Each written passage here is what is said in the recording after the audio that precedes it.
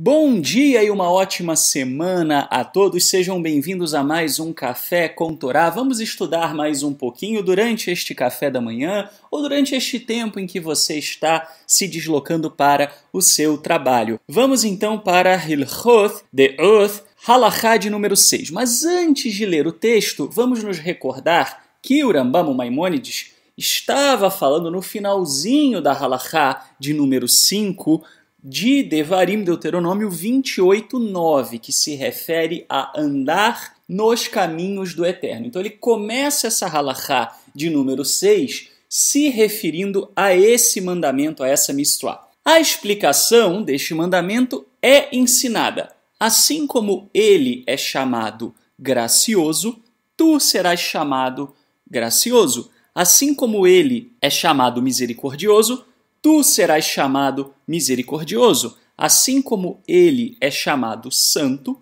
tu serás chamado santo. De maneira semelhante, os profetas chamaram o Eterno por outros títulos: tardio para irar-se, abundante em benignidade, reto, justo, perfeito, corajoso, forte e semelhante. Isso é para nos informar que esses são os caminhos bons e justos. Uma pessoa é obrigada a se acostumar com esses caminhos e se assemelhar a ele segundo a melhor de suas habilidades. Meu comentário. Primeiramente, Rambam Maimônides, ele deixa claro que, obviamente, que a referência do Eterno, do caráter do Eterno, serve como uma meta. Embora essa seja uma meta inatingível de forma plena, isso não significa que nós não devamos fazer o melhor que nós podemos, que nós não devamos tentar da melhor forma possível. Quando ele fala sobre esses atributos que são usados nas Escrituras para descrever o Eterno, é muito importante compreender que cada atributo, cada palavra, cada qualidade usada para se referir ao Eterno revela uma faceta, um lado, um detalhe desse caminho. É como um quebra-cabeças formado por várias pecinhas. Enquanto você não juntar as pecinhas, não terá uma visão completa. Portanto, não adianta simplesmente olhar para um trecho que fala, por exemplo, que o Eterno é tardio em irar-se e achar que ele jamais se ira. Ou fazer o contrário, olhar para um trecho onde o Eterno se ira e imaginar que devemos nos irar sempre. Na realidade, este mandamento da Torá, ele ilustra a importância de conhecer as Escrituras. Nós temos um mandamento da Torá de andarmos segundo os caminhos do Eterno. E só é possível fazer isso lendo e compreendendo bem as Escrituras para que nós possamos ter uma ideia geral e global do caráter do Eterno.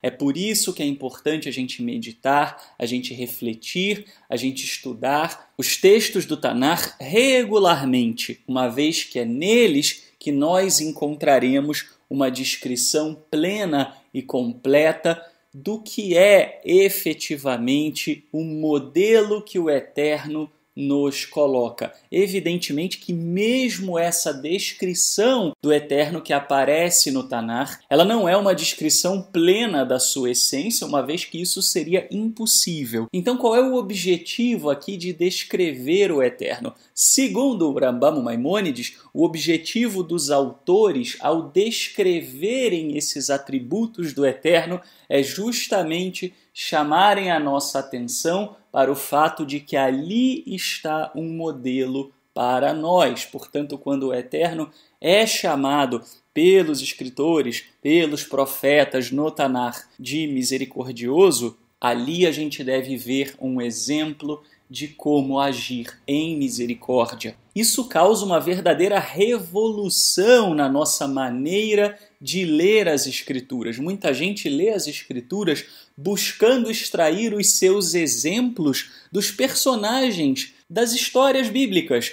Procuram extrair os seus exemplos da conduta dessa ou daquela pessoa. Ora, não é dito em lugar nenhum que as pessoas ali registradas nas histórias do Tanar são exemplos de conduta que devem ser emulados. Muito pelo contrário, o Tanar frequentemente descreve a imperfeição dessas pessoas. Frequentemente descreve essas pessoas com todas as suas falhas. Nós não devemos buscar nem justificar, nem emular esses comportamentos. Como então saber qual é o comportamento ideal? Se o Tanar narra que uma determinada pessoa age da maneira A e da maneira B, como é que você sabe se agir da maneira A ou da maneira B é adequado, é esperado de você? É importante ter um fio condutor de exemplo para as nossas vidas, e esse fio condutor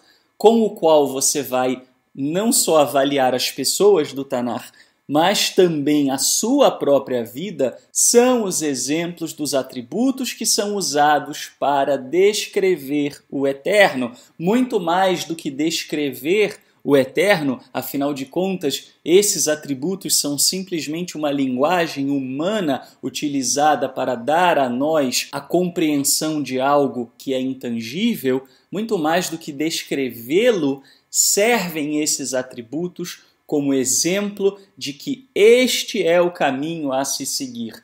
Nesta situação, é assim que se age a partir desta posição.